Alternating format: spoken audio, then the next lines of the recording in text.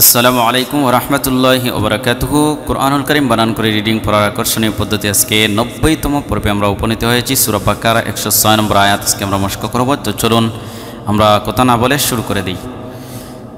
আউযু বিল্লাহি মিনাশ শাইতানির রাজীম।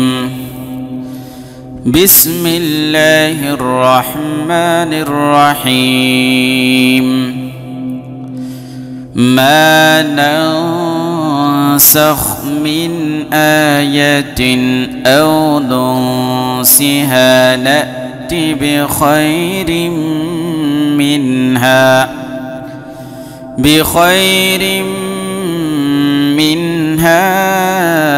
أو مثلها ألم تعلم أن الله على كل شيء قدير।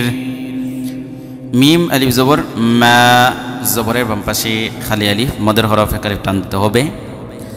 মা এরপরে নুন, নুন জবর না, সিন খ জবর সাখ, নানসাখ। এখানে নুন সাকিনের পরে সিন আসছে, গুন্না হবে, ইখফা হয়েছে। নুন সাকিনের পরে সিন, সিন হলো ইখফার অক্ষর, অতএব এখানে ইখফা হবে নানসাখ। মিম নুন জের মিন, হামজা খরা জবর খরা জবর খরাজের উল্টা পেশ হলে এক আলিফ টান দিতে হয়। ইয়া জবর ইয়া, তা দুই জের তিন, আয়াতিন। এখানে দেখেন একটা কায়দা হয়েছে তাজবিদি। নুন সাকিনের পরে কি আসছে এটা দেখেন তো, হামজা। এটা কি হামজা, আলিফ না, কারণ আলিফ হলো খালি, খালি যেটা থাকে এটা আলিফ। আর আর হামজা হয়ে যায় যখন তার পূর্বে উপরে অথবা নিচে কোনো হরকত থাকে, অথবা জজম বা মুশাদ্দাদ তাসদীদ থাকে, তখন এটা মানে কি হয়ে যায়, হামজা হয়ে যায়। অতএব এখানে খারা জবর রয়েছে, এটা মদের হরকত, অতএব এটা হামজা। তো নুন সাকিনের পরে হামজা আসছে, হামজা হলো এজহারের অক্ষর, অতএব এই জায়গায় এজহার হয়েছে, স্পষ্ট করে পড়তে হবে গুন্না সারা। যেমন মিন আয়াতিন, এরপরে এই জায়গায় দেখেন আবার তানবিনের পরে কি আসছে, হামজা আসছে। তো নুন সাকিন অথবা তানবিনের পরে যদি হামজা আসে, যেটা এজহারের অক্ষর, এজহারের 6টা অক্ষর একটা অক্ষর, তখন এজহার হয়, স্পষ্ট করে গুন্না সারা, লম্বা সারা পড়তে হয়। তো দুইটা এজহার আমরা পেলাম এখানে, নুন সাকিনের পরে হামজা, এখানে তানবিনের পরে হামজা।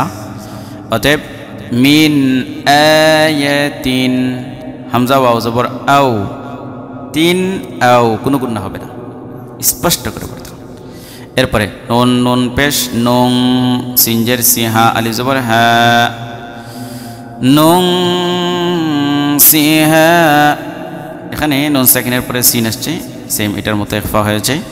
আর এখানে জবরের বাম পাশে খালি আলিফ, এই মার মতো হয়েছে, মদের হরফ খালি আলিফ, জবরের বাম পাশে খালি আলিফ, মদের হরফ এক আলিফ টান। তো নুন সিহা, নুন হামজা জবর না, তাজের তি না তি, বাজের বি, খ ইয়া জবর খাই, বে খাই, র মিম দুই জের রিম, রিম গুন্না হবে। নুনে মিমে তাসদীদ গুন্না করা ওয়াজিব। নুন এবং মিম এই দুইটা অক্ষরের উপরে যদি তাসদীদ থাকে তখন এইটাকে গুন্না করা ওয়াজিব, এক আলিফ। অতএব বিখাইরিম, মিম নুন জের মিন, হা আলিফ জবর হা, মিন হা।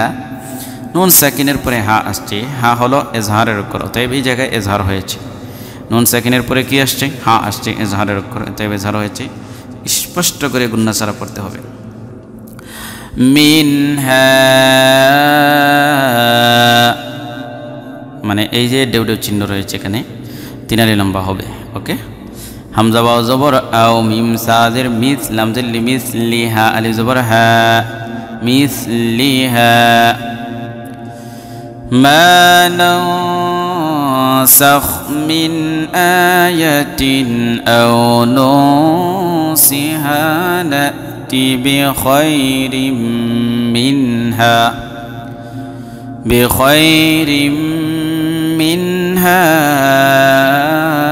আও মিসলিহা।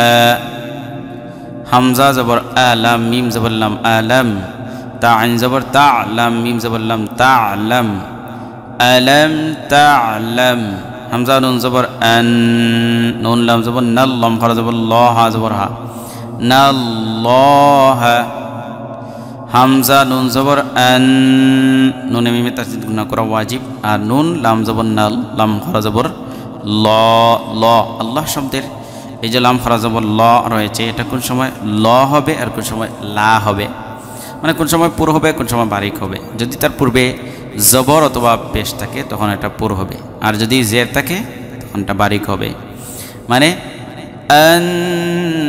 আন্নাল্লাহ মুখ ভরে মুখ ভর্তি করে উচ্চারণ করা আন জবর আলাম খারা জবর লা আলা কাফ লাম পেশ কুল্লাম জিল্লি কুল্লি শিন ইয়া জবর শাই হামজা দুই জের ইং শাই ইং কফ জবর কদ আল ইয়া জের দি কদিরা দুই পেশ রুন কদিরুন কিন্তু এই জায়গায় দেখেন তানবিনের পরে কফ আসছে তানবিনের পরে কি কফ কফ কিসের অক্ষর ইখফার অক্ষর অতএব এখানে ইখফা হয়েছে গুণনা করব শাই ইং কদির জেরের বাম পাশে জজম ওয়ালা ইয়া মদের হরফ জেরের বাম পাশে কি ওয়ালা ইয়া মদের হরফ জজম ওয়ালা ইয়া মদের হরফ একালিফ টান দিতে হবে আর মদের হরফের পরের অক্ষরে আমরা ওকফ করব যেহেতু থামব অতএব এই মোটটা তিনারি লম্বা হবে মধ্যে আরজি বলে এটাকে মধ্যে আরিজ বলে এটাকে অতএব কদির তিনারি লম্বা করলাম মা নানসাখ মিন আয়াতিন আও নুনসিহা না'তি বিখাইরিন بخير منها أو مثلها ألم تعلم أن الله على كل شيء قدير صدق الله العظيم তো আজকে এ পর্যন্তই প্রিয় দর্শক ভিডিওতে লাইক কমেন্ট এবং শেয়ার করবেন আসসালামু আলাইকুম ওয়া রাহমাতুল্লাহি ওয়া বারাকাতুহু